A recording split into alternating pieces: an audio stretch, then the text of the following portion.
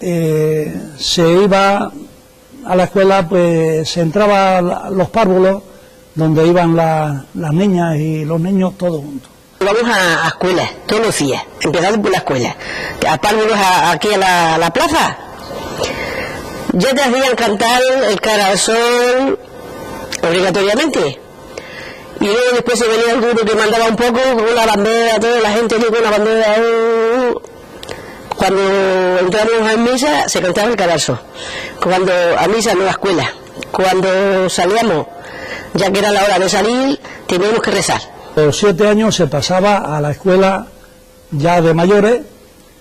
Las niñas iban separadas de los varones, los niños íbamos con otra escuela, y yo, cuando fui a la escuela de mayores, pues verdaderamente la escolarización pues estaba muy deficiente. Ocurría que íbamos muy de intervalo en intervalo. Yo era pequeña, me sacaron de la escuela con 9 años y me metieron de rolla, que se decía de rolla para halagar al niño de la maestra, que tuvo un niño la maestra. Y me fui con ella pues hasta que tenía el niño 2 años. Así que no, la escuela no la vi. No fui nunca a clase, no partí ninguna pizarra, que entonces se llevaban unas pizarras para escribir, y un pizarrín, cacho de pizarra con un marco pequeñito. De eso no tuve nada. Pues yo fui poco a escuela, porque veníamos nada más que un mes o 2 a casa, y luego ya después nos cogimos a ir para la huerta y no había transportes como hay ahora, ¿no? Y ya no veníamos a escuela. Yo no sé leer, nada más que echar las firmas mal hechas. Intervalo, porque resulta que los padres, cuando venía el tiempo de las aceitunas, nos llevaban, vamos, hoy se habla mucho de la explotación del menor, entonces es que no había otro remedio, que había que no explotarnos en sí, sino que ayudábamos al sostenimiento de la familia. Estuve en el campo, con mis padres que estaban en una finca, y nos íbamos a guardar las vacas por las mañanas, y aprendí el corte, me dieron la presencia, y aprendí el corte, y estoy toda la vida hasta que me he casado cosiendo en casa. Me fui al campo a los 6 años así, pequeñita. Hice la comunión y me fui. Hasta los 26 que me casé. Luego me vine al pueblo a servir en una casa. Estuve 8 años trabajando allí. Pero 8 años que trabajaba de sol a sol también. Me iba con los criados al campo, a segar, a espigar, a dar los haces con una horca a los carros, que los traían con las vacas el heno. Luego nos íbamos a la trilla. Me fui con un tío mío que tenía muchas cabras. Y allí, tuve 3 años y medio con ellos quizás. Estuve con las cabras para allí, y para allí me enseñé a tocar el tamboril. Detrás de las cabras me enseñé y cogí un palino, empecé a tocar una flauta con un palino para coger todo los companos. El contrabando de café se iba a Portugal a por él, también se podía ir a la torre. Yo cogía, porque íbamos también de la Torre y Gata, había entonces muchos macuteros y portugueses. Espigaba cuando se segaba, y si quedaba una pajita con una espiga de lo que fuera, pues tú ibas a recogerla con un morral. Arrancando palos de algodón, no sé si sabes lo que es eso. Las algodoneras, trin, una por una, arrancando el palo.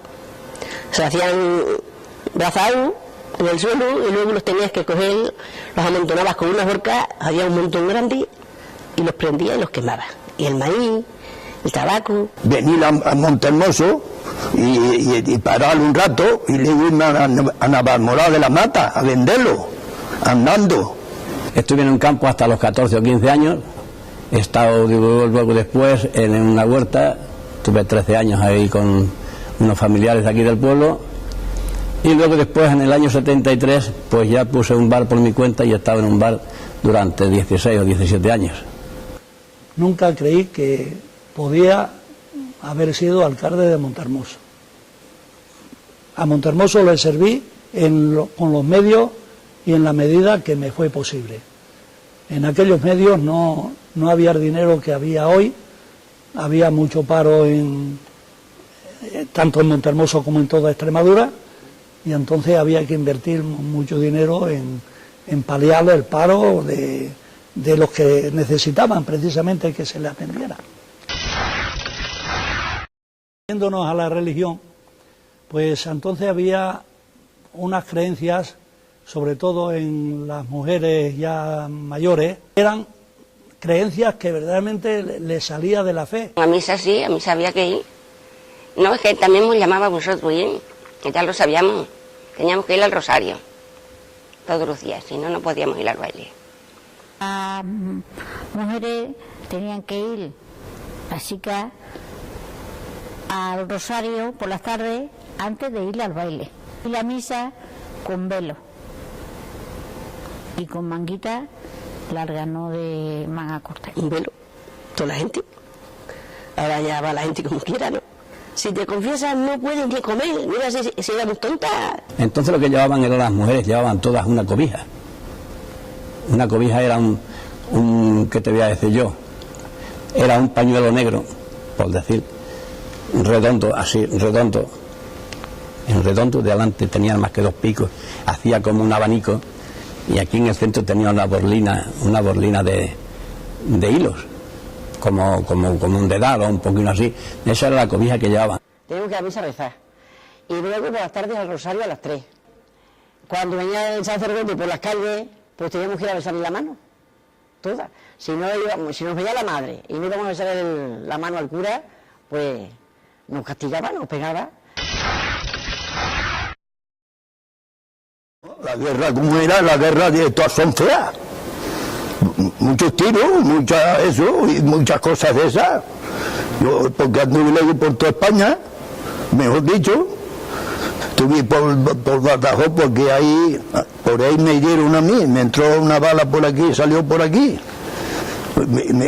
Eso no, pero como no rompió nada ni nada, porque me operaron en un hospital que había entonces, se llamaba Hospital de Sangre, que iban detrás de la fuerza, y me dieron aquí 15 puntos, por ejemplo, pero yo creo que me operaron a ver si había roto algo, como no rompió nada, ni tripa ni nada, pues le gusané, vine con convalecencia, estuve 15 días en casa, y el día 28 de marzo del 39, pues acabó la guerra.